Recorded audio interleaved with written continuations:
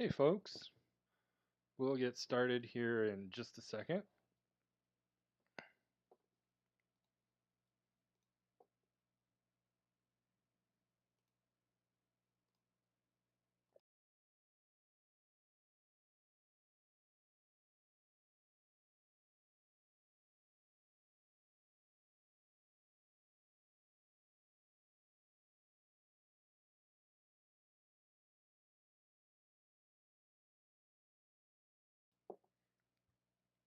I'm just getting Slack up here on my phone, and we'll go from there. Cool. All right, so welcome everybody to study hall. So just a quick reminder, I like to say this at the beginning of study halls. The purpose of this is to give you all a venue to ask questions, and I'll take your questions on stream. And oops, sorry, this is peaking a little bit. Test, test, test, test. Let me just turn that down. That should be a little bit better. Okay. So yeah, this is just to give you all a venue for asking questions, and I'll take them on stream, and we can talk about them. Anybody can ask a question at any time, and I'll go through them in the order in which they're posted. So if you have one, post it up sooner rather than later, and we can take it from there. So the way I have this set up, I'm monitoring the thread, not the whole basic prep channel, but the thread. So if you click on where it says right now, it says 3 replies. I see some people posted underneath that in the main channel. So go ahead and just click in the thread if you're here for study hall. But yeah, and I will see it if you post in the thread. If you post in the main channel, I probably won't see it for a bit. So cool. So since I'm not seeing any questions just yet, I'm just going to go through the material. Last time we left off on the conditional check section in while loops, so I'll just pick up there since I'm not seeing anything. And we can go from there. Whoops. And actually, may have spoke too soon here. It looks like we do have a question.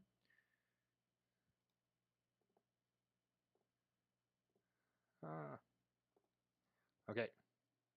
Just waiting for my computer's being very laggy at the moment, so.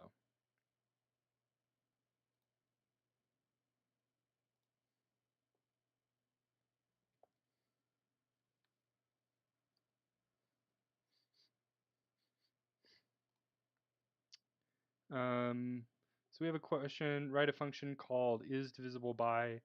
If you can paste a link to this question in Learn, then I'll go through it. It's helpful. Please do include a link with your question so I can find it and Learn. Some of the things will show up in similar, some of the functions will show up in similar incarnations in multiple places in Learn. So I don't necessarily know how to find each one, and the ones that I do know how to find, I would have to kind of navigate through there, and it can take a minute. So I'm just go ahead and give me that link, and I'll come back to that. For now, I'm just going to go through last time we left off on conditional check. So we'll just do a quick recap on this, and these challenges I think are going to be pretty quick, honestly. So that'll give you a second there. Okay, cool. So this is in the while loop section. This is talking about while loops. The conditional check is referring to the condition in the while loop head. So in this example, make sure, yeah, that's coming through. So in this example, while x is greater than 0, this is particularly what they're referring to as a conditional check while loop. There's sort of a different way to write a while loop, and it's actually a way that I generally prefer, which is just to do while true. One of the reasons I prefer this is a lot of times you're solving a problem and your loop while true condition isn't necessarily readily obvious. So like, I don't know, for me, and I see this with a lot of other people, like, problem solving really benefits from momentum a lot of times. So if there's like a place where you get hung up and you're like, what do I do? What do I do? What do I do here? Like, what's the condition? What's the condition? How do I write it? What I do is just say, I don't really want to worry about it right now. I'm just going to write while true, and then just write my code. And then at some point in writing the code, it'll become really clear what to do, and then I'll say, oh, like, if I do this process, I'm going to end up with this thing that tells me, if thing, then this is going to tell me that I found what I'm looking for. So this is like, if you found what you're looking for, right? So you've isolated the correct value that you're looking for, and you can determine that somehow, then break, right? So this is the stop looping condition. If you do things this way, this tells you you're thinking about this like, I found the thing, I found a success case, right? While true is often like, I found a failure case, keep looping. I found another failure case. We didn't find what we were looking for yet. So it can also be a little bit sort of feel like a double negative to write the condition in here versus writing the condition in an if statement and then just breaking wherever you want in the loop. So I don't there. I want to be clear. Like, there isn't a better way, in my opinion. You don't see this as often. I think it feels a little less formal to people. But I really like it. I write a lot of my while loops this way, and I find that it works just fine. So, but perhaps the more conventional thing to do is to actually put your condition here, and it's going to be the negative case of the prior condition, and then you put in your code, whatever. So when they're talking about conditional check, they're talking about this part, not the while true and then the way I was showing. So that's the context, and let's just try to do these really quick. Okay, so true or false, even though any for loop can be rewritten as a while loop, that does not mean a while loop should be used instead of a for loop. That is true, right? So this is something that's true about while loops. Any problem, anything that you can do with a for loop, you can do with a while loop. So why have something that isn't as powerful and isn't as versatile as something else? Why even bother having for loops? The reason is because the things for loops can do, they do better, and the reason that they're better is that they make for more readable, more writable, more maintainable code that is pretty much robust against infinite loops. So it's really hard to get a for loop into an infinite loop. I believe I've seen somebody do it on accident in 2 years of working here. I've seen somebody do it on accident once. I've seen somebody write a for loop that was in an infinite loop, and they were just writing their code, and they came to me and they were like, hey, what's going on? And they had an infinite for loop, and I was like, that's really weird. I've written infinite for loops on purpose just because I heard it was possible, and I was like, I wonder how you do that, just because I was curious. So you can do it, and there are ways of doing it. You could even argue that there are ways of doing it where it might be better than a while loop. There might be cases where that's true. But in general, yeah, you only want to use while loops for problems that for loops aren't well suited for. When you have an unknown number of iterations that you need to complete before the problem is solved, right? Like, for example, finding given a number, find the next prime number. And one way to do this is to well, the only way that I know to do this is to just, start at that number and then check the next number and see if that's a prime, and check the next number and continually check number after number until you find a prime number. And that's sort of, that untilness is sort of the signature of a while loop. You loop until you find your answer. For loops are suited for if you have a list that has a list has a definite size. A tuple or a string has a definite size, and if you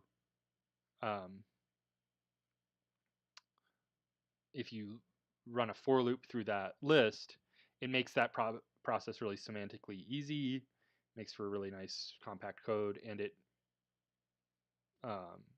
means you're not going to get into an infinite loop because it's just going to end once it exhausts that range or that list. So for loops are suited for problems where you do know the number of iterations that it will take to complete the process. So that's why for loops are preferable, even though while loops can do the job of a for loop. Okay, cool. And it looks like, yeah, I don't want to keep you waiting too long. I was going to do all three of those, but it looks like we do have a link for this. So let's just pivot and we'll go to a question. Thanks for getting me that link, and I see another link in there. I'll get to that one after this.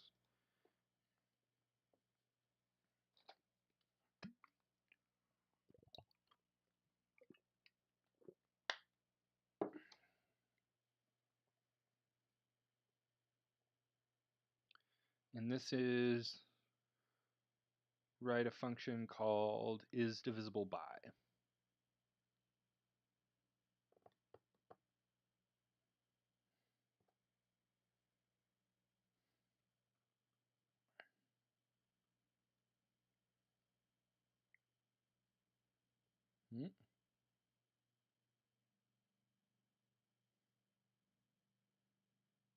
Oh, it's so laggy.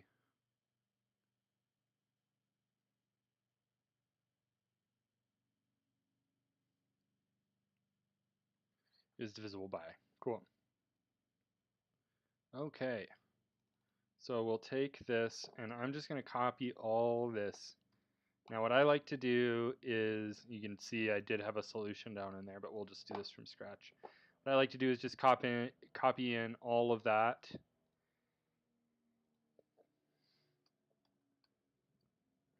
And comment it out.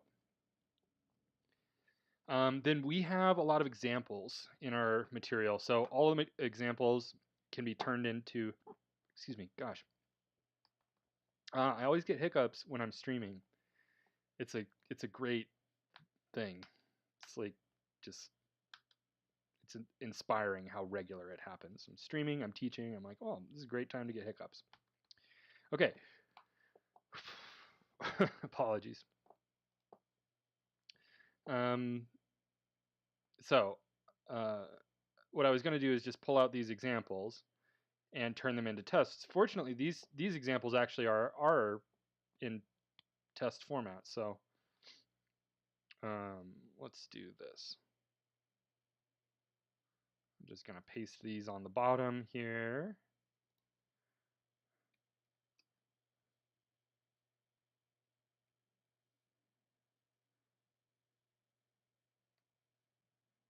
Okay, there we go. Okay, so this is saying, let's actually do this. Now I like to lay out my tests just a little differently. I like to just keep a comment of my expectation for each test at the end of the line, unless it wraps over, and then I'll put it underneath. So I'm going to lay out my tests like this, right? So what this is saying is given this function call, which is the function we're about to write, with these inputs, I should expect this particular output in each of these cases, right? So if I call this function like this, it should say this number is divisible by 3, this number is divisible by 3, this number is divisible by 3 and 4, this number is not divisible by either 5 or 7, and this one's wrapping over the line, so I'll put it underneath. Okay, cool.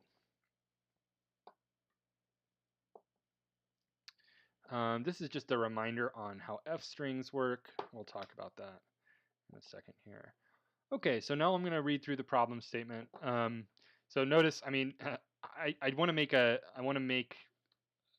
bit of a big deal about this. Notice the first thing that I'm doing is I haven't even read the problem statement.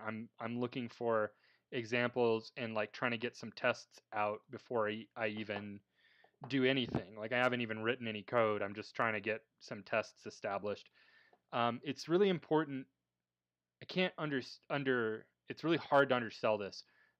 It's very important to have an idea of like what you need to end up with, and that's different from how you're going to do it.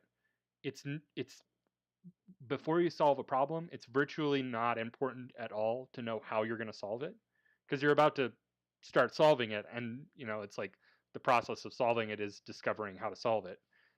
So we don't need to like figure out how we're going to do this. We just need to figure out like what we need to end up with. So this gives us a sense of where we're heading. It's like I always use this analogy of like if you if you leave your house to go to the grocery store or something to go go to the grocery store, like you know where the grocery store is before you leave the house, right? You have a clear idea of where your destination is, and if you don't know where it is, then the goal might be to like maybe take a walk or drive around a little bit, and when you see a grocery store, then you'll go, right? But if the goal is to go get groceries, you know where the store is before you leave. So it's like have a clear idea of your destination. Okay, I will move us on. Okay, so now I'm going to read through the problem statement and then start defining the function. So write a function called is divisible by, and as I see really easy things, def is divisible by, I'm just going to get those down, right? If something in here says return something really obvious, I'm going to just write in a return, but we'll get to that in a second. So which will take in 3 parameters. So 3 parameters are going to be num, divisor 1, and divisor 2. So I'm just going to copy this. Num, divisor 1, and divisor 2. The function should check whether num is divisible by either of the divisor parameters or both. It returns the following strings as appropriate. So this number is divisible by divisor 1. This number is divisible by divisor 2. This number is divisible by both divisor 1 and divisor 2. Or this number is not divisible by either divisor 1 or divisor 2. So, okay, so we have to return these. So one potential issue here, and I think we have some code. Oh no, this is just the problem statement. Yeah. So one potential stumbling block here is this kind of seems like it's asking you to print these off in the proper scenarios, right? And we know that we're going to replace where it says divisor 1 and 2 with the actual values. So let's just do that real quick. So I'm going to just convert those into F strings real quick. Okay. Why is divisor? That's weird. Okay, that's better. So it could really easily, and I've seen people make this particular mistake with this particular problem, where it seems like this question is asking you to print these off, and it's not. So, and I'm not sure to the person asking this question, I don't want to talk down to you. I don't know, if you need to hear this or not, but since we're going over this, and since I know this can be a pitfall with this particular problem, I want to highlight it for anybody who might be having this problem. So this is an opportunity for me to mention that print and return are different, right? They seem the same or they seem similar because usually when we return something, like returning something from a function says that after the function is called, the function call will be evaluated as this value, as the value being returned, right? So if I return these instead, then the function call will be evaluated as these strings once these strings are formatted. So it'll be, the function call will literally have this value. If I print it off, it's going to make that value, whatever value I'm printing, visible on the terminal, right? So 1 says, hey, this is the value of the function, right? These strings would be the value of the function, whereas printing just says, oh, just make this printed onto the terminal. Just make it visible in the characters on the terminal. So they do share, or they share a sort of an similarity in terms of the way we think about them, is in that they both kind of feel like an output. Return feels like an output because it's the output of a function. It's the value being outputted by the function. Print feels like an output because it's the thing that we see. In this case, if I return, and then when I call the function, if I print where I call, then I'm returning from the function and then printing off what the function returned. So if you want to do both, here you go. Return from your function, and then if you want to test it, then print the function call, and you'll see it printed out.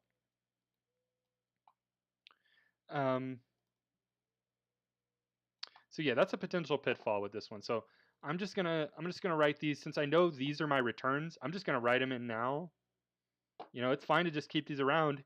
And now all we have to do is just stick these each in a different condition. So I'm going to tab them in for their own conditions and just copy these out, or comment those out, and I'll get back to them one at a time. So let's see. So in this case, this first case here, this should say divisible by 3. This number is divisible by 3. Which is, in this case, 3 is being passed as divisor 1. The next output says the same text, but it'll run a different channel because this is divisor 3 is divisor 2 in this case. So I'm just going to comment these out, these other two cases out. So we'll have a positive and a negative case. You know, so if we get the same answer for both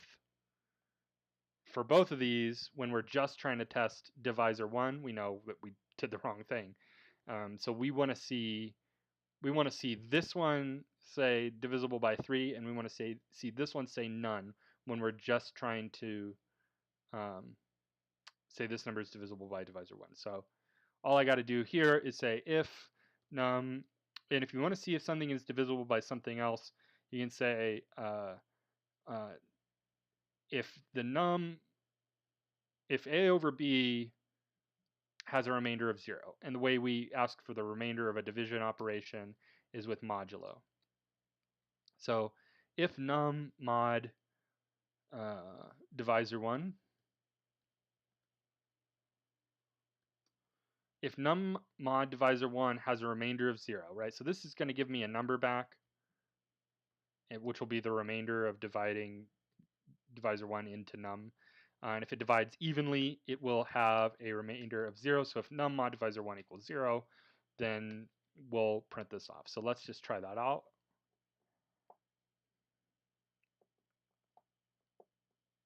Being so laggy. I don't know why it's really taken its time to run the code.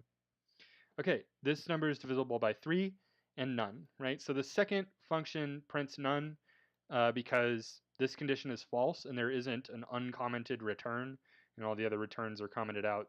So since there's no more code, if a function doesn't have an explicitly given return value, it's just going to return none.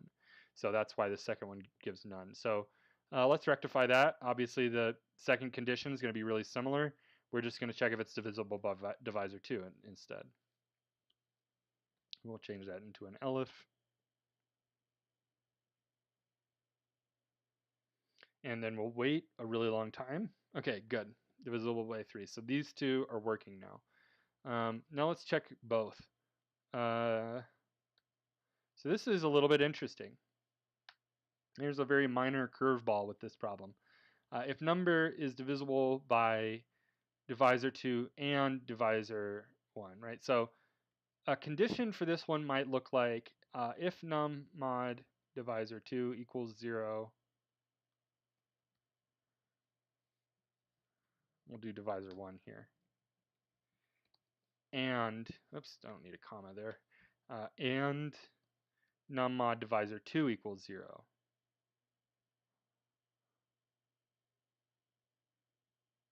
Yeah. So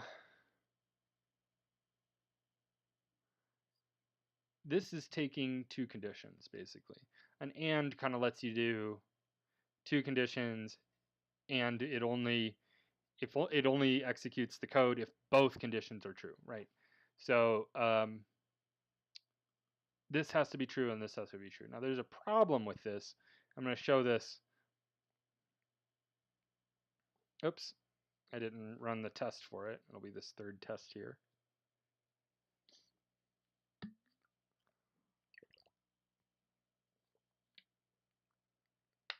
So notice the expected answer here is this number is divisible by 3 and 4. So because 3 and 4 are both factors of 12. But it just says this number is divisible by 3, right? So we have a problem. So whenever you have a problem, when your test isn't working as expected, uncomment all the other ones and just focus on the one that's giving you the problem.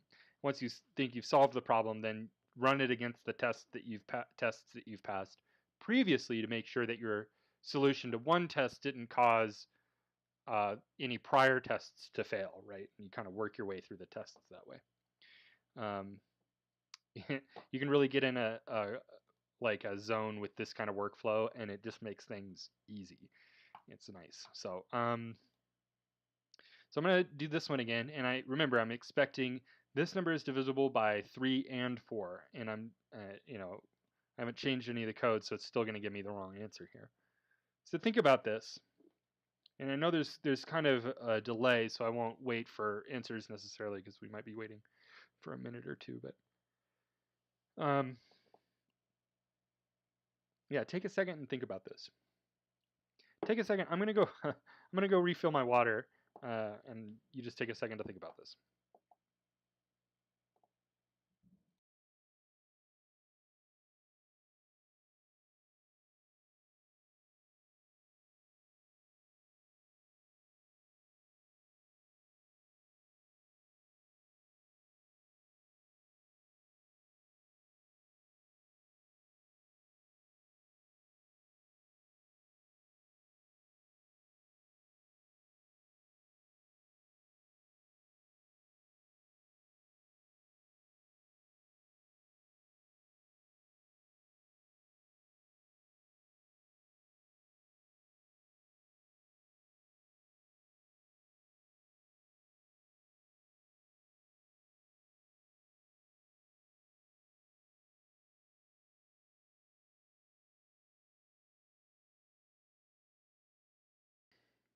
All right, I got some more water. I'm ready to go.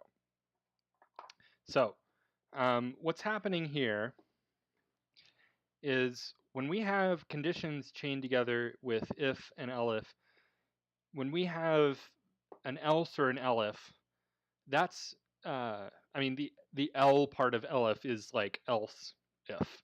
A lot of other languages don't have an elif; they have else if like this, which this unfortunately will not work in Python. I would write things this way because I actually prefer it. I like that a little better, but I don't know. So the L is an else and an if, right? So else just means given that the prior condition was false, right? So you can read it as if this condition is true, do this. Else means that condition was false. Else do this, right? So if condition A, consequent A, else consequent B. Or if condition A, consequent A, else if condition B, consequent B, else C, consequent C. So what that means is the L or else's, elifs or else's are only going to be evaluated when all the prior conditions in that chain were false. So this is we're never going to check if the number is divisible by divisor 1 and divisor 2 if we've already checked if it's divisible by divisor 1 or divisor 2 for that matter, right? So if it's divisible by both, it's going to get tripped, or this first condition is going to get tripped first, right? Well, I know how redundant that sounds, right? So what we want to do is move this condition up to the top, and this needs to be our starting condition. And the reason this is going to work if we check both first is because this condition is only true if it's divisible by both. So once we determine that it's not divisible by both, then it still might be divisible by one or the other. Still more hiccups.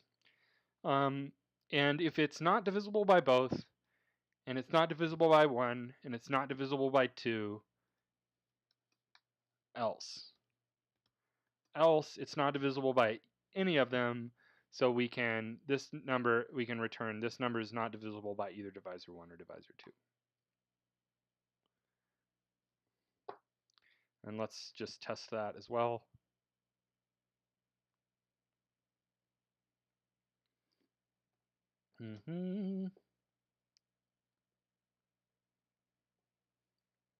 Cool.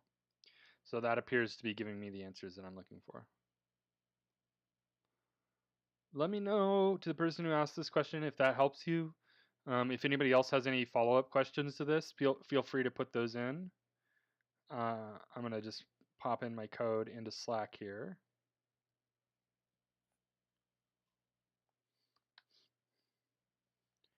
For reference.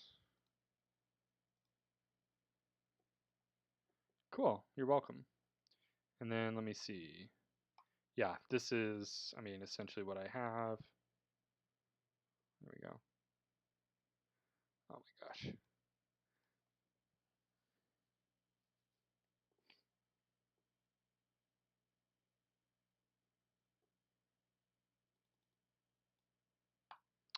Cool, there we go.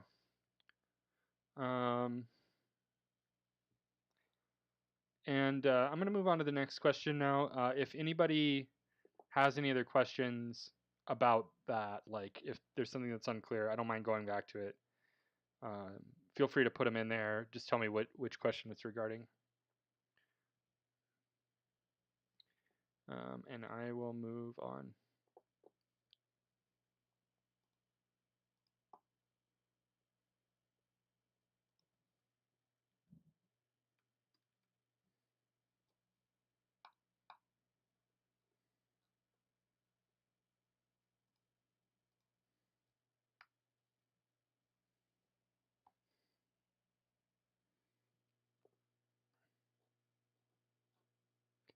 Okay. There's this, and then this is, could I please go over the solution to challenge 2 from March 8th weekly challenge? Yes. This is direction handler. Okay.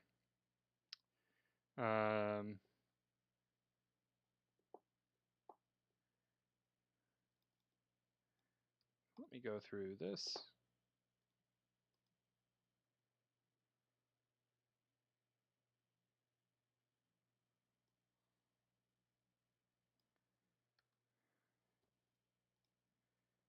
And really quickly.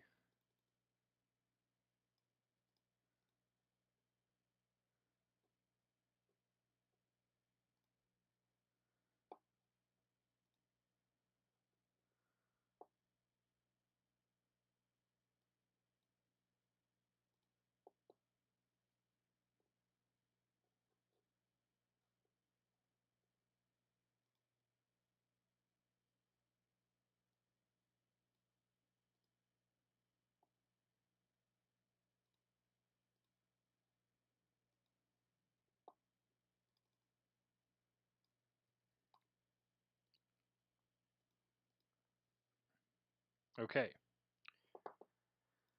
Same as the next one, or the last one. Well, and the next one, because I'll do the same thing for the next one. I'm going to just make tests. Okay.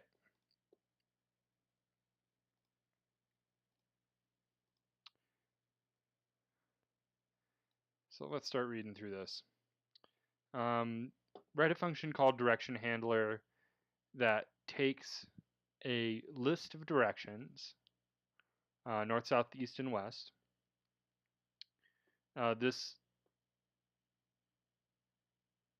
Yep, okay. These directions could have redundant steps. A redundant step,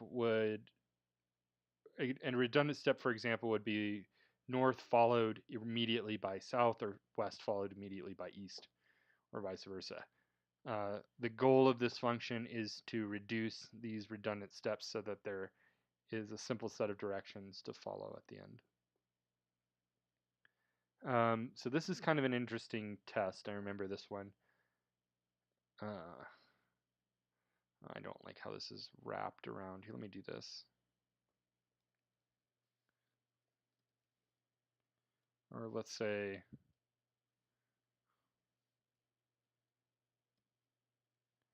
direction list. Direction list equals the list. And then we'll do the same thing here. So this should return west. And we'll kind of walk through the logic of each of these.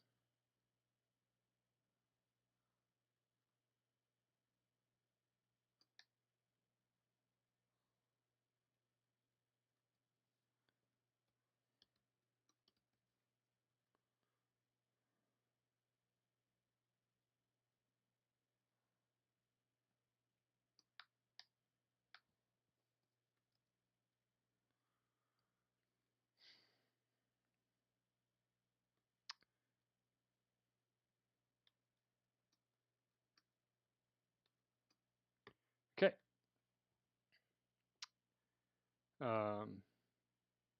So with this one, this whole list gets reduced down to just west. So if we look at this, we have this north-south here. I'll just make a copy of this. So this north-south can go, right? Then we have south-east, west. So right, this east-west can go. And then we have south-north, and then that has to go, so we end up with west. So this is kind of an interesting thing that happens, right? So first we have a south not followed by a north, so that's fine. But we remove an east-west in between it, which puts the south-north, which we don't want in our output, so we can just remove that, and we're just down to west. So that's what's going to happen there. And then here, north is followed by west, is followed by south, is followed by east, so there's no offending patterns here. So even though there's a contradiction, north, south contradicts itself, and west, east contradicts itself. So if you went north, south, and then west and east, you'd end up back where you started. But since it doesn't, meet the rule of direct inline contradiction, then it's fine for this particular function. Okay, cool.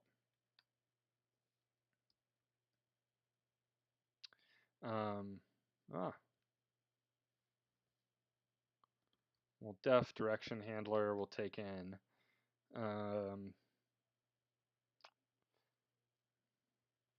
we'll call it an array, and we'll have a list. We'll return the list, and cool. I should just see an empty list for both of these. And then we're going to want to, I'm trying to think of how to explain this. So this is kind of an interesting one, because the solution that I'm going to show involves growing and shrinking this list. And you'll see there's not that much complexity to it, but it's kind of an odd accumulator because there's two. It's sort of two accumulator patterns in one.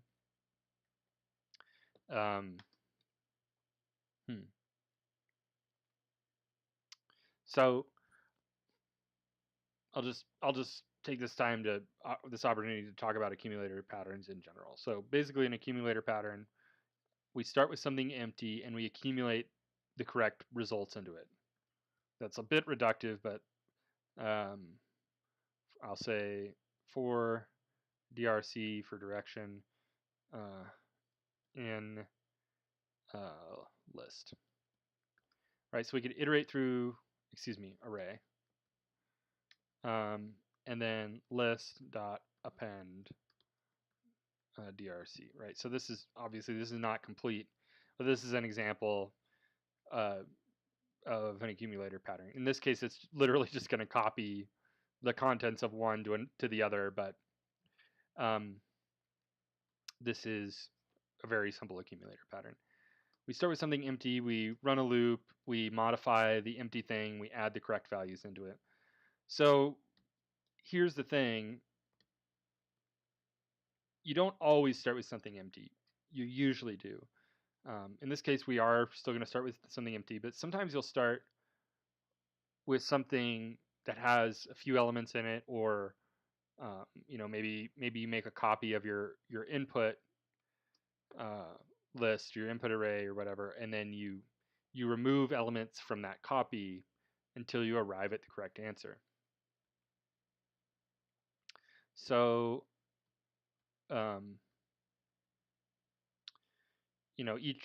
each problem kind of demands its own solution. Some problems can be solved in a variety of ways.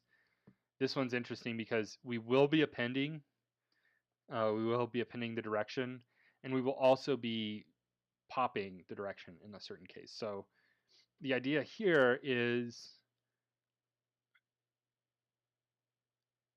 if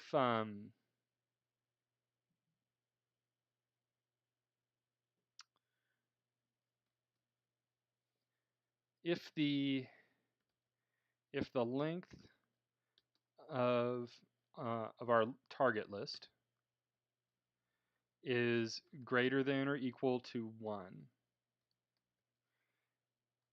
and list sub -1 equals the opposite of whatever direct is. And we're going to have to figure this out here in a second, but it's basically going to be opposite. I don't know if I spelled that right, but I'm going to go with that. So if the length of our list is at least 1 or more, and the previous element is equal to the opposite of the current direction, which we have yet to figure that out as well. If that's the case, we're going to list.pop, which will remove the last element in the list.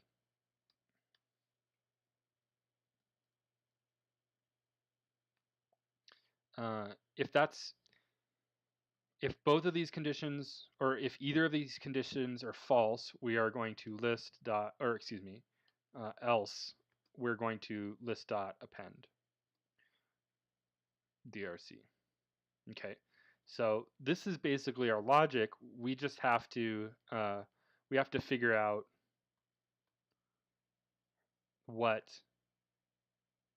how to determine opposite, right? So one way to do this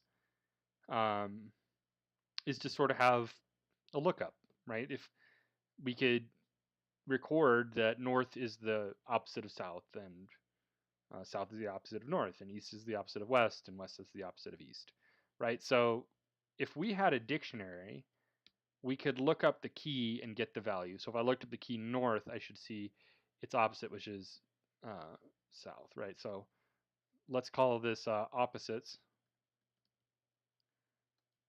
dictionary. And here we'll say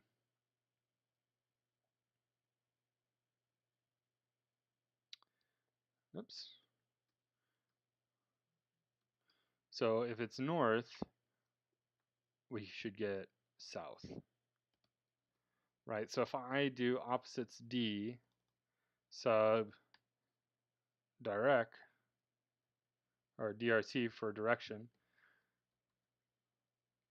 opposites dictionary sub direction, if direction is north, it's going to give me south. So what this is saying is if the previous element is south,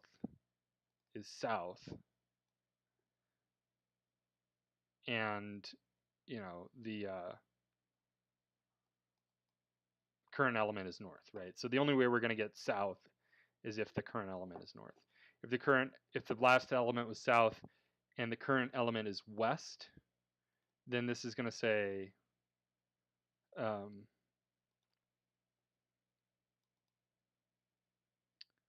west is going to give us east, right? So list sub -1 is south equals opposites D sub west is east, south equals east is false. So we're not going to pop, right? That's a valid instruction to have in our list. So yeah, so that's basically it. Now it's just a matter of doing this.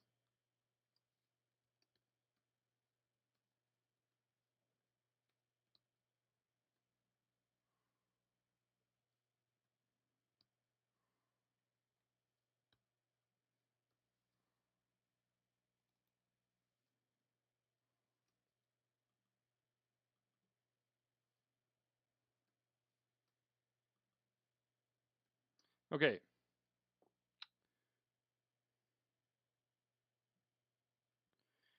So we have north is the opposite of south, south is the opposite of north, east is the opposite of west, and west is the opposite of east. So if we look up any of these, if we get the key of any of these, it's like a lookup, and then it returns its opposite, so we know that we can do it that way. Oops, and I can't actually do that. There we go.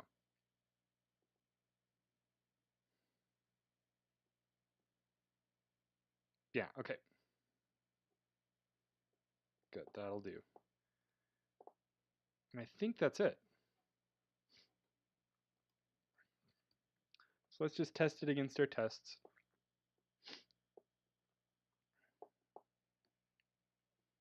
And to the person asking this question, let me know if this is helpful. So this does pass our tests, given and learn there. And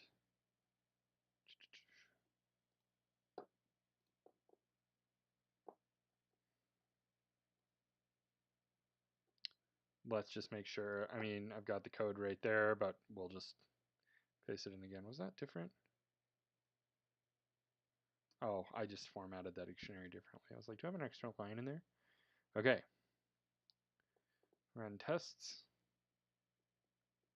Correct. Cool. All right, yeah, let me know if anybody's got any questions regarding this. Feel free to pop them in, and I'll get to those. But for now, we can move on.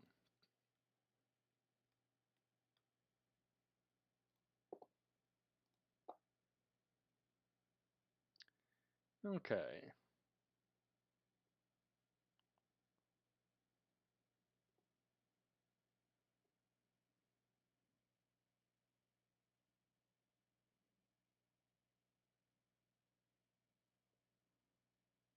Cool. Yeah, you're welcome. Glad that was helpful. All right, let's go on to the next problem here. Ooh, come on, Slack. Waiting for Slack to load. Okay, so we've got Advanced Tab 1, Challenge 6 at the following link.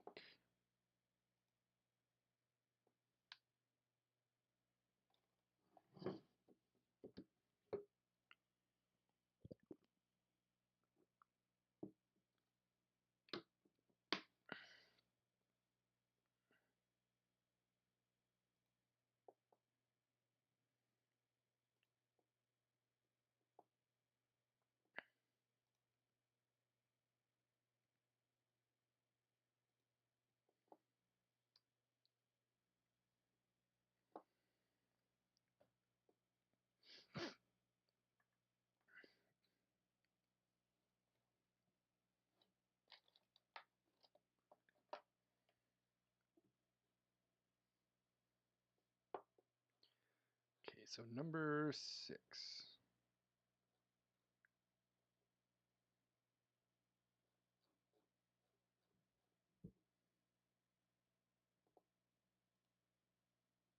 Wow. Sorry, folks. I'm getting like just immense lag on my end here.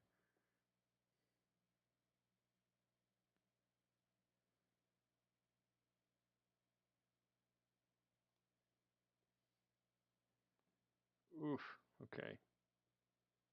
So slow. Oh, I knew it was going to be this one. Okay.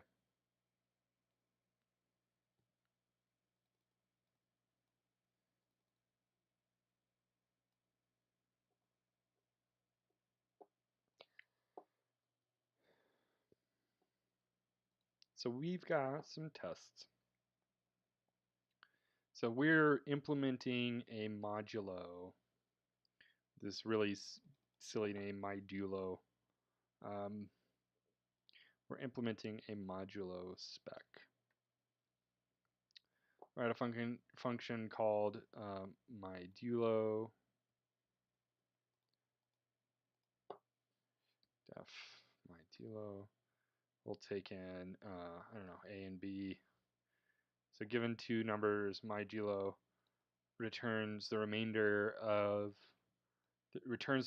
after dividing num1 by num2. So let's see, the remainder should be,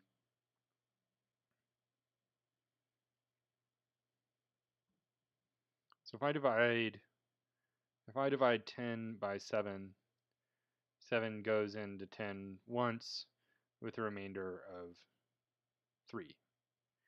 So that's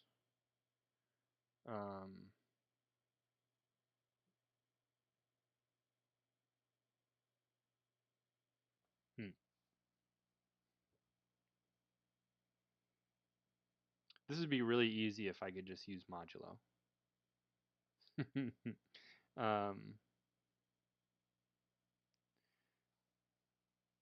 And I've thought of how to do this. It's funny.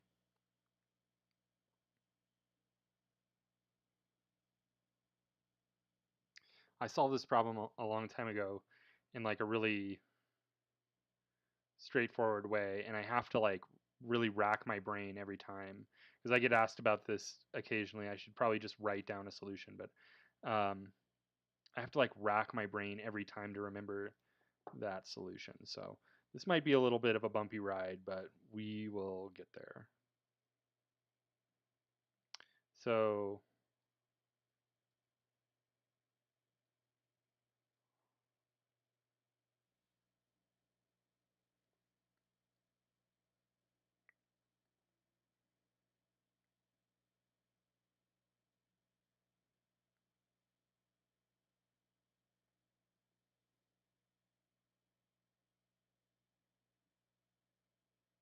okay.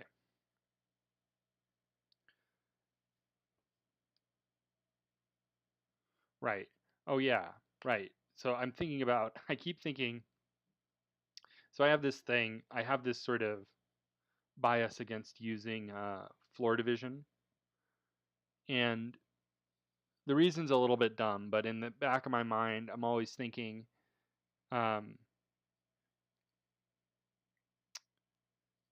so I really like working in languages that use static typing.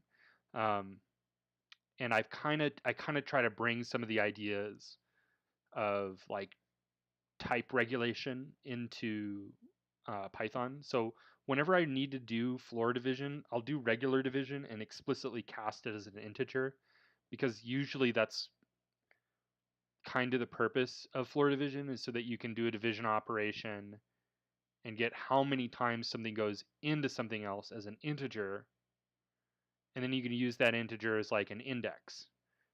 Problem is that floor division, let's see if I can demonstrate this.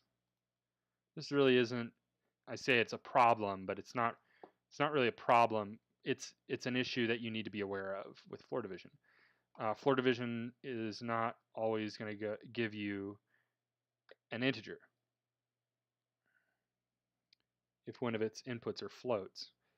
I believe even if the input is a whole number float, then it still could possibly give. Oh my gosh, it's being so slow. Okay, it still could possibly give a float. So if I say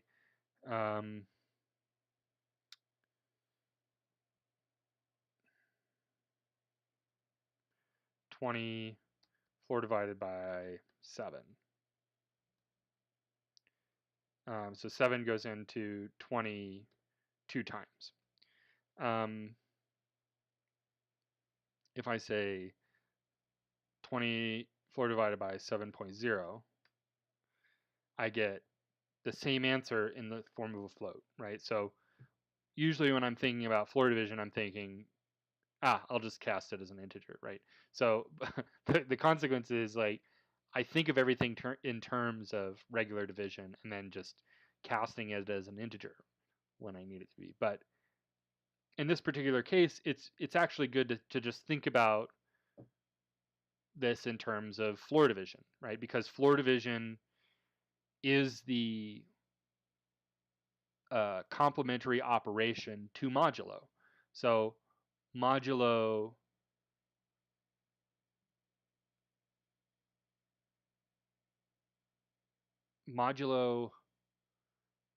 gives you the remainder after doing floor division, right? So, because if you think about it, right, like standard single slash division is going to give you, if like 3 goes into 10, for example, 3 times evenly with a remainder of 1, or it goes in exactly 3.33333, to infinity. So, so those are two slightly different ways of doing it. So we can think about this in terms, if we think about this in terms of actual floor division, I'm just going to return. We're just going to return. So we can think about, I'm actually going to call this n and m. We can think about n floor divided by, floor divided by m. So n over m.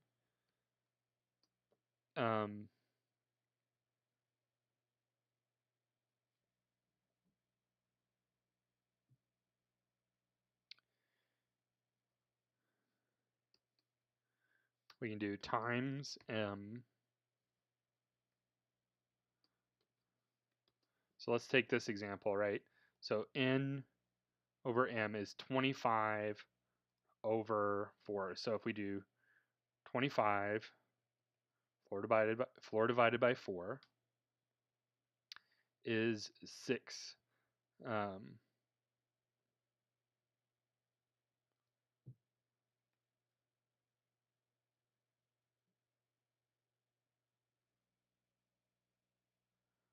And if we multiply that, 6 times 4 is 24. Is that just a coincidence in this particular case? That's got to be.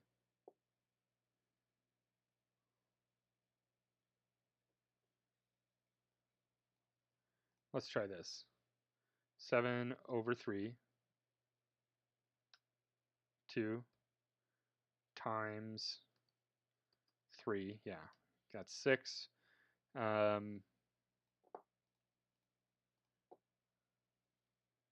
And then 6 minus n. 6 minus n, 6 minus 7, excuse me, is negative 1. Negative 1 times negative 1 is positive 1. Whew. Okay. So that's going to be n over m times m minus n times -1. Okay, so I'm just going to do these in groups. 1, -7, 6, and 7. We'll see what we get.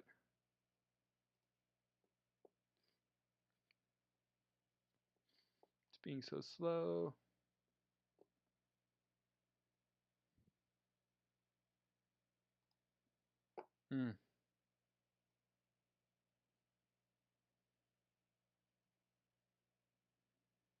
So that's 1, -7, 6, and 7, and then 2, -2, 1, and 4. So that's 2, -2, 1, and 4. Whew. So there's our modulo. Okay. So, all right. Now let's read the problem statement. Make sure there's nothing we're missing here. Though I really should have read the problem statement first, but I don't know. I got into this one. Okay.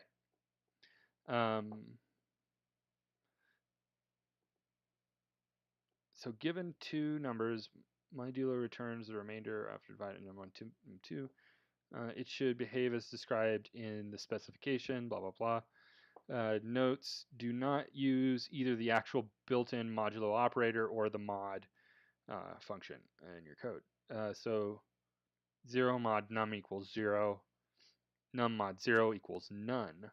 Interesting.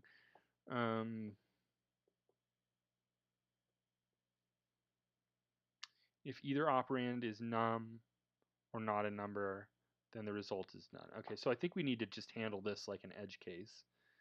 Because I think if we do, so we don't have edge case tests here, so let's just make some edge case tests.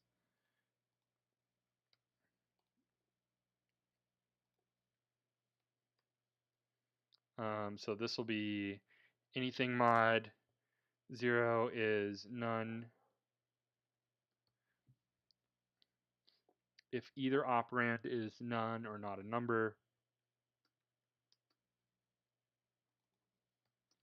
It's also none. Then the result is none. Modulo always returns the sign of the second operand. Okay, so it always returns if m is negative or positive, that's going to determine what number, or it's going to determine whether the result is negative or positive. So we're handling that here. Okay, so these are our two none cases.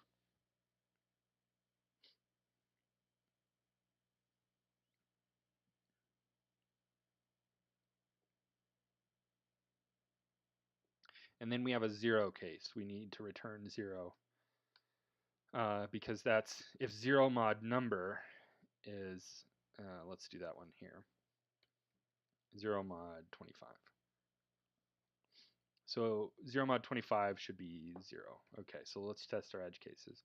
I don't think these are not going to just magically work, I don't believe.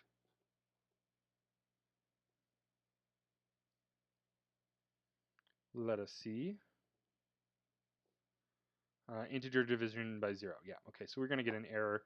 So I think I'm just going to handle this as an edge case. We'll just say if n equals 0.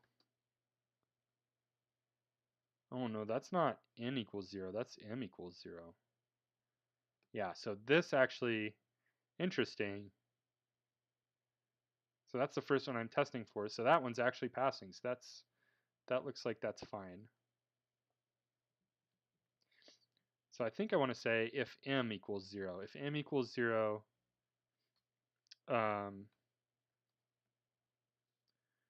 or type n not in int float. All right, so I'm doing some type checking here. Actually, just have the same line for m.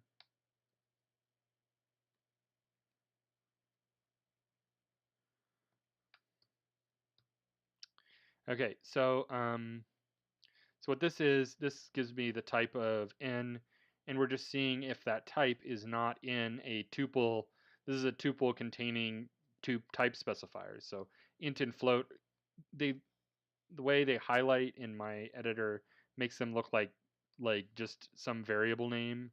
like A or B or whatever, but they are actually type specifiers. These are special words in Python. So even though they don't highlight properly, I don't think they highlight differently in anything, but they are special words. So it's good to know your type specifiers: int, float, str for string, things like that. So if it's not a member of this tuple containing these two type specifiers, then it's not an int or a float. It's not really a number that we can count on. So in that case, we'll just return none. It's kind of weird returning none explicitly because usually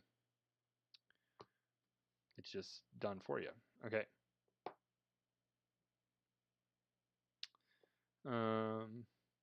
And it could actually, well, yeah, we could actually clean this up a little bit.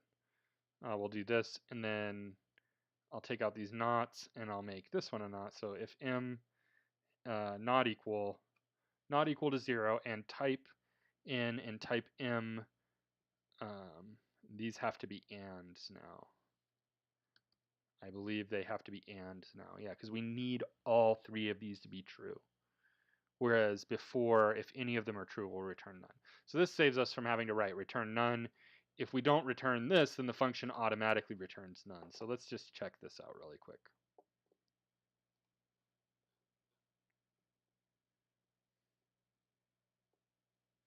0, none, and none. Okay, cool. Let's see if it works.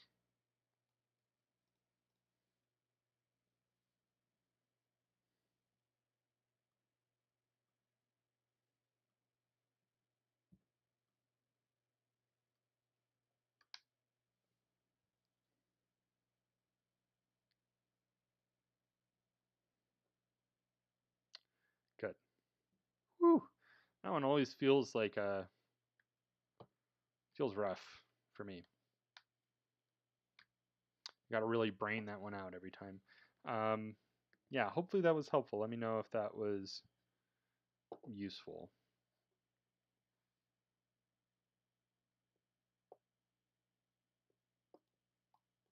All right. Cool. And if anybody has any questions, don't wait till I'm through um, with a prior question. Just go ahead and put it in as soon as you have it, and I'll just go through and take them in the order that I receive them in. I'm gonna give folks a minute to get in some questions, so we can have stuff to go through. And then if I don't see anything, yeah, you're welcome. Then if I don't see anything, I'll just start going through the material. So we'll just put a minute or so on the clock and give it a second.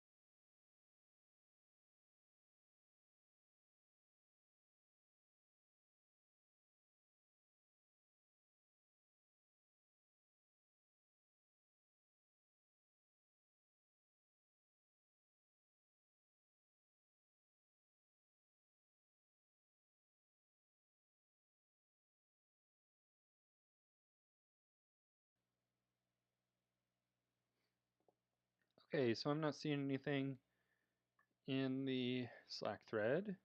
If you're new or anything, don't feel shy. Anybody of wherever your skill level is at, yeah, just feel free to put in a question, um,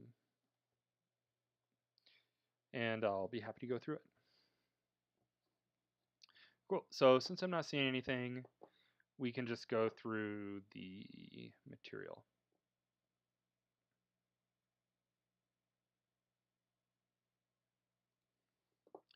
Conditional check. Okay.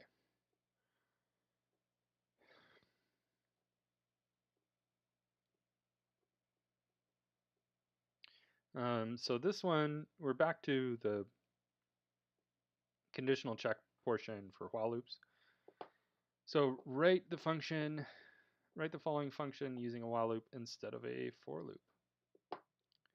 Okay, so I'm just going to copy in this logic here. And okay. Calculate the Fibonacci sequence until the Fibonacci number is larger than the parameter called larger than.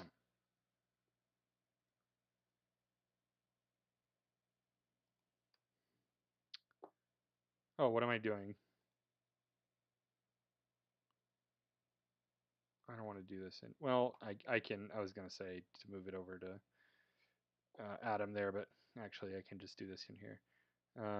So all we got to do is just convert this to a while loop. While true should do it.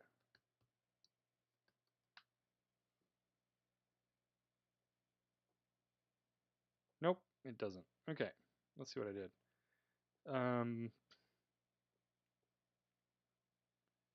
Name I is not defined. Okay, so I starts at 2 and it increments by 1, so we'll say I equals 2. Actually, I'm going to do I equals 1. And then I'm going to say I plus equals 1, right? So as soon as I enter this loop, I immediately increment I, so really the first value of I being used is 2. You might say, well, why not set it to 2 and then increment I as your very last thing? You could do it this way. I think things get weird though. What my habit is, and this is from way back when I was very first learning to code and learning Python. I kind of jumped around between like trying to learn a first language and kind of between JavaScript and Python. And I was in this class where they taught us, they had this attitude of like, we're going to teach you the hard thing first. And then, like, so they didn't even teach us about for loops. They didn't even teach us that for loops existed because they wanted us to learn like the hard way first. And I don't know, I have a different pedagogical approach. I'm like, well, give people the easier tool that you're actually going to use anyways, and then when they come up against the wall, I'll be like, okay, well, there's a similar tool that's harder. Now that you're comfortable with the easier tool, move you up to while loop. So they had a different approach to this. So I was doing everything. I was doing nothing in functions. They didn't teach us about functions. So I knew about like some basic data types and conditions and while loops, and that was the whole tool bag that I had. And so I was doing everything with while loops. And it was just like nightmarish code that was just complicated. And I think they were doing it to like show us the easy way later, but really it was just like discouraging and like awful.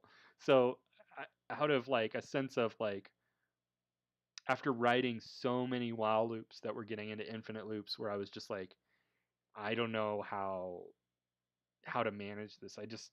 I started, like, I have this phobia of not controlling my um, while loop controller, that like right up in line with my while loop, right? So I always like to do my incrementation right, like first thing in the while loop, because even though I've progressed a lot since then as a programmer, I still have this like, okay, if I don't do this, it could get into an infinite loop, and it's like, so it just doesn't feel right for me to not increment right away. So that's a long story, but that's why I prefer to do it this way. And I would say, like, if you're new to programming and you're new to while loops, it is good to do this incrementation right away. That way you know where it's happening. Like, if you need to find it, you can just go find it really quickly. And it's going to happen in a consistent place. You can kind of build a paradigm around something that's consistent. Now, there are certain problems where you kind of don't have a choice. Like, your implementation needs to happen under like other terms, or it needs to happen differently, and it might need to happen in multiple places, maybe under certain conditions. Maybe there are multiple things being incremented, right? So things can get complex. This pattern will not always work, but it will work most of the time. And for the sake of getting started with while loops, it should work. So let's just see if that works. Hey, it does work. Okay, cool. So that's my while true version, and I just left this break in. To be honest, like this is really this is the way I prefer to write while loops. If I were actually going to do this, this is the way I would do this. We'll get rid of this comment here. So I would do this with the while true like this and check the condition and break. In this case, actually what I'd do is I wouldn't even break, I'd just return right away. That also works. So since if you notice, the reason I can get away with that is because I break and then immediately return. Well, a return is a de facto break. When your function encounters a return, even if you're in the middle of looping, it stops, no more code execution, returns a value, done. It's over. Okay, so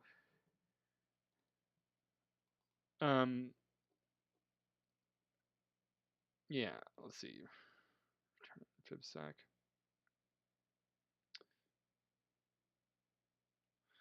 In this case, let's see, I'm just trying to think, how would I convert this to like a more conventional, more normal?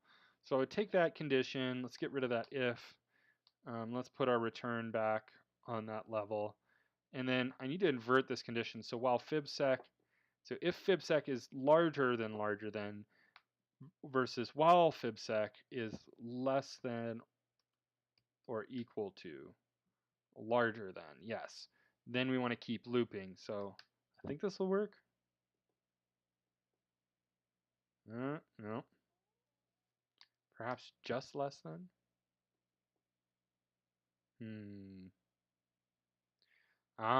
Fib-val reference before assignment.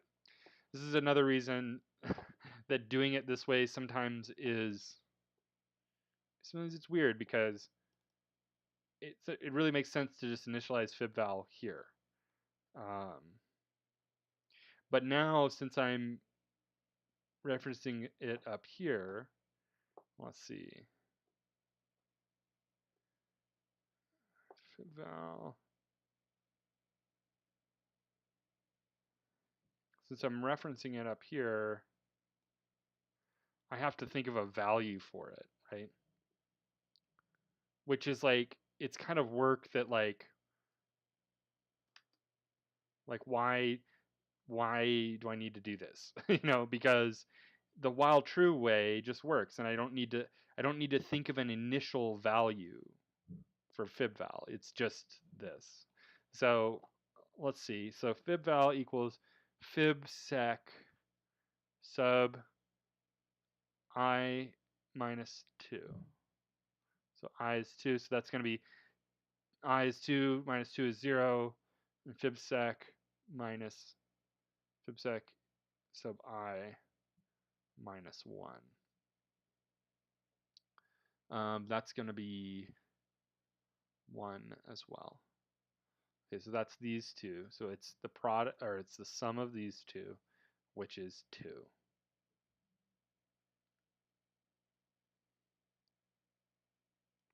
So its initial value is 2. Does that matter? No. Its initial value is always going to be 2. So I think I can initialize it at like 0 or something.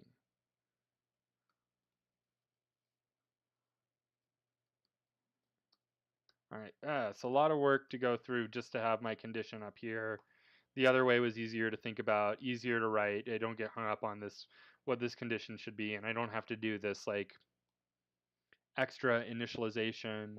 I mean, I don't know. You could argue that this is better, and or that it's nice to have this initialized before, but also sometimes this can get weird. Like it can be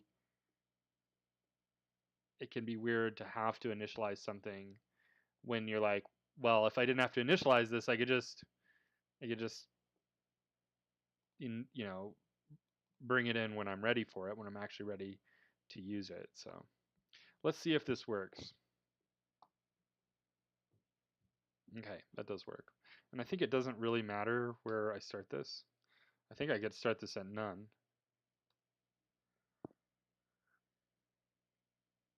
I can't start it at none.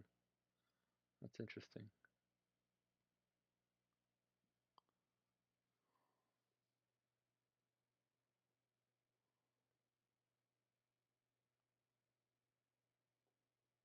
Oh, right. Of course I can't start it at none. Right. So I look at this, well, fib val less than, larger than. Yeah, and I think, so if I start this at 0, that's actually a really good case for writing while trues, because if I start this at 0, I think this is going to get into an infinite loop.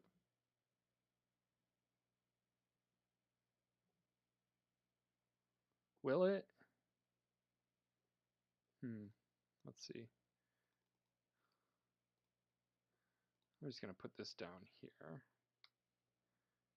Just unindent all this. Okay. So if I go, oops, if I start this, well, less than, larger than. So what if I made larger than like -3? Oh no. Then it'll just return fibsec, which is 0. Or let's see, 1 and 1. Okay. So what if I did 10?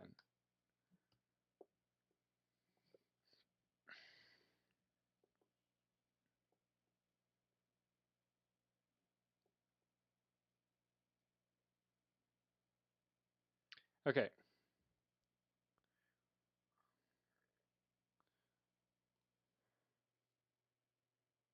Yeah, okay, so I guess that is safe to do, but yeah, still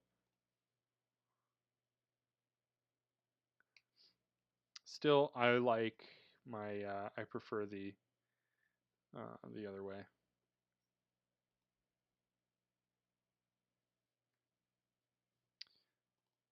Do it that way. True. Oops.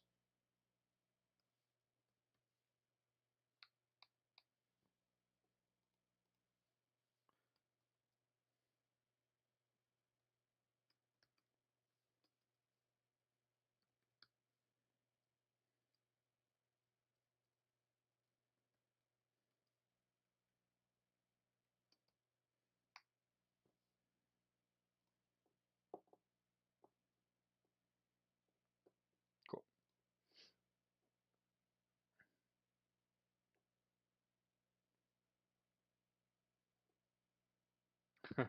I want to keep like messing with this. I'm like, you're like, just, I don't know, make it cleaner or something, but it doesn't really matter. Okay, well, let's move on. Oh, and it looks like, yeah, so they're just checking,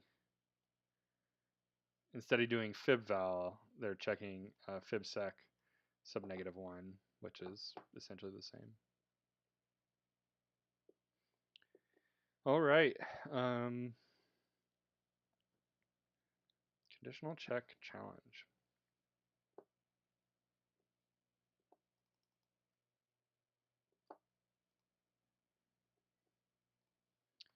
Number 3. Oh.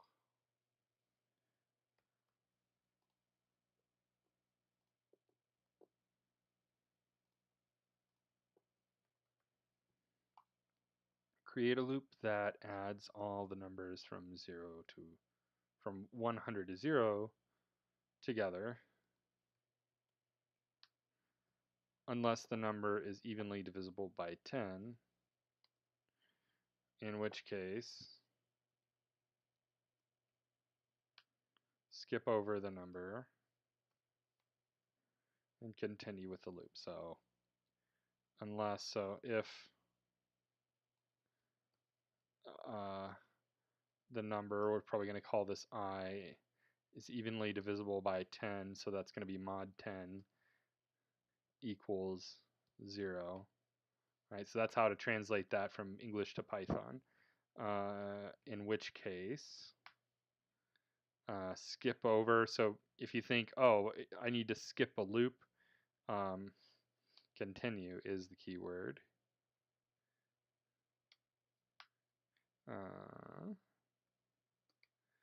Your accumulator should be named total. Okay.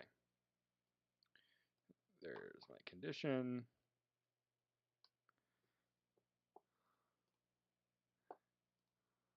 So we'll say while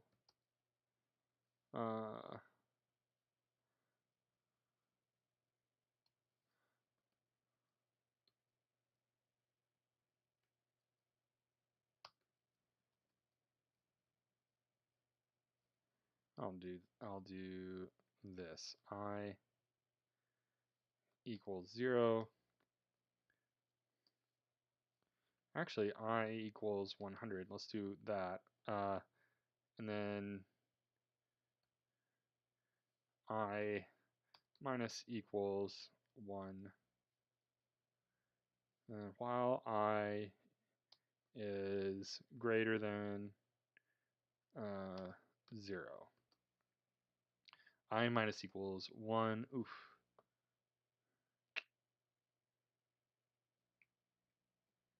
Well, it's not going to matter because 100 is evenly divisible by 10. So if I mod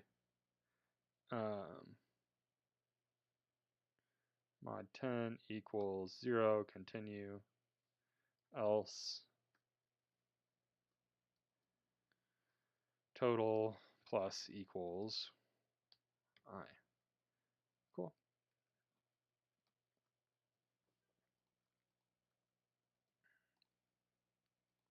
So one thing to note here, right, like we have total and we have I, right? I is the thing we're controlling the while loop. Total's just has nothing to do with the operation of the while loop. Its job is to be an accumulator target. We're going to accumulate the sum of values that aren't equal to 10. This is actually not going to check. It did say to go from 100 to 0. This is not going to include checking 100. The first number we're going to check is 99. And it's also not going to include 0. The last number we're going to check is 1. But like 100 is divisible by, or 100 mod 10 is 0, so we would continue anyways.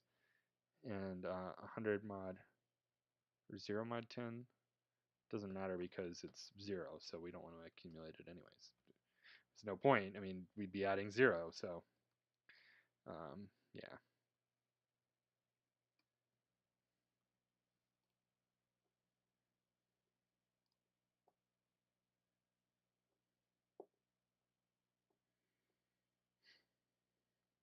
Cool. All right, let's see what their logic was. So they have x, which I'm calling I, total equals 0, while x greater than or equal to 0. What did I do? Oh, they did greater than or equal to 0. I did greater than, they did greater or equal to, so they'll actually check 0. So if x mod 10 equals 0, then they'll x minus equals 1 and continue. Otherwise, they'll total plus equals x, and x minus equals 1. You know, I don't need this else. Since I'm continuing, this is protected because of the continue. So I can do that. So this is another reason to do your controller modification. You know, whether you're decrementing, in this case we're decrementing I or incrementing I or accumulating whatever the thing is that we're using to control to change the while loop here. This is another reason to do it right up front, because look, they're doing it twice. If x mod 10 equals 0, then they decrement. Otherwise, they total plus equals x and then decrement x. So whereas I decrement right away, and then that's just the number that I'm checking. It's 1 minus I minus equals 1.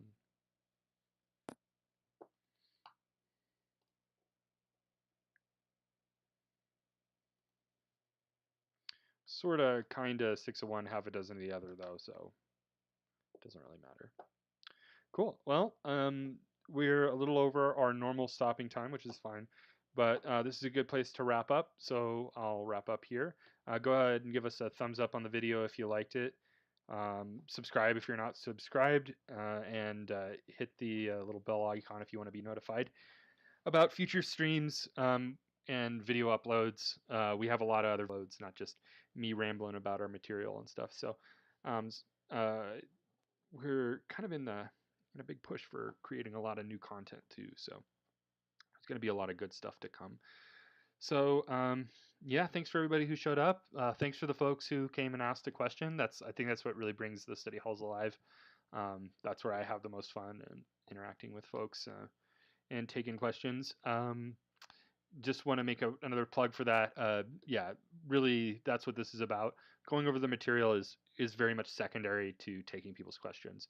It's just what I do if nobody's bringing questions. So it's fine. I don't mind doing that as well. And I know some people look forward to that aspect of this as well, too. But yeah, definitely bring in your questions, and I'll be happy to go over them. Feel free to reach out to me, DM me if you have any other questions. Outside of this time, I know there's some people who have DM'd me I haven't gotten back to yet. I can. It's been a little bit of a busy time, and I can sometimes let my Slack stuff drop off, but I will get back to you eventually. I promise. So yeah, it's been a pleasure, and I'll see you all on stream next Friday, or well, you'll see me. Cool. Y'all have a good rest of your evening. Bye bye.